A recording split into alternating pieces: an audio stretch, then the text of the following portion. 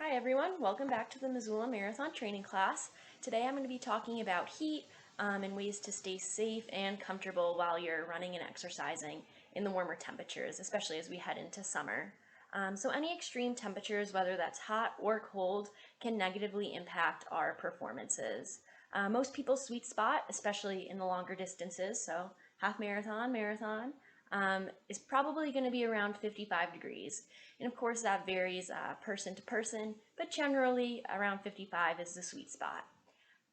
So as you're exercising in the warmer weather, make sure you're always on the lookout for warning signs of heat illness. So this is very similar to the hydration video and worksheet that was spread around earlier in this training cycle, so I'm not going to take too long talking about this, but it's just really important that you are on the lookout for these signs. So some of them are thirst, cramps, chills, or faintness or dizziness. These are all signs of some sort of heat-related illness. So if you are experiencing them, it's important to make sure you're taking the steps to protect yourself. And again, if you want to review any of those types of heat signs, signs of heat illness, please look at one of the older videos. So as runners, we have four main heat defenses: proper clothes, hydration and electrolytes, our effort level, and our adaptation to the heat. So it generally takes about 5 to 10 days for our bodies to get used to the heat, or used to exercising in the heat. So the first few days of training in the heat is probably going to be pretty difficult. So it's always important to take a step back and to reduce your training intensity. So that could mean you reduce your distance, you reduce your time outside, or even your pace. So you're going to want to monitor your effort level here. And then while you're getting used to the heat, make sure you are consuming extra fluids and electrolytes and adjusting your hydration plan as needed. So once your body is adapted to the heat, after those 5 to 10 days, you will have better control of your body temperature. So that means you'll sweat sooner, more sweat glands will have become activated, more blood will be going to your muscles that are exercising, and your heart rate, will increase less than it would if it were unadapted to the heat. So as you're training in the heat, keep in mind to hydrate early and often.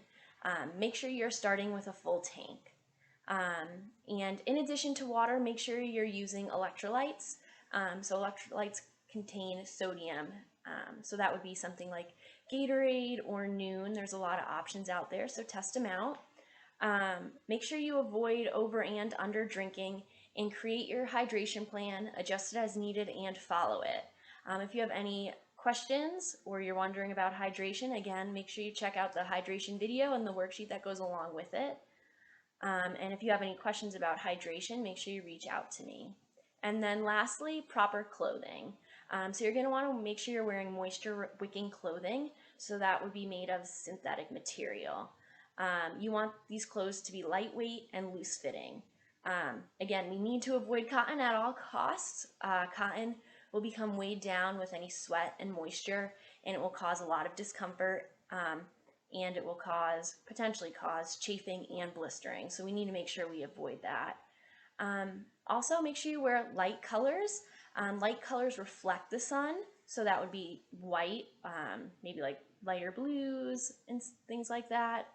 Make sure you avoid dark colors. So you're going to want to avoid blacks and grays and navies. The dark colors absorb the sun and they will make you feel warmer. And in addition to clothing, you're going to want to wear a hat with a brim and sunglasses. It's important that we protect our ears, our neck, our eyes, really any of those smaller, often forgot about places from the sunlight as well. And if it's warmer out, you might want to consider, if you don't already, carrying some sort of hydration vest or a handheld for your water and your electrolytes. And then lastly, in the warmer days, especially if it's sunny, make sure you're putting on sunblock to protect ourselves from the sun.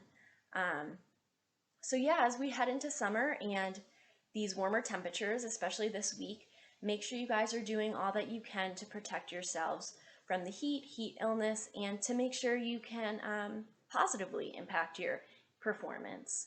As always, if you have any questions, you can leave a comment below or you can reach me through email and I'll be more than happy to help. All right, thanks for watching.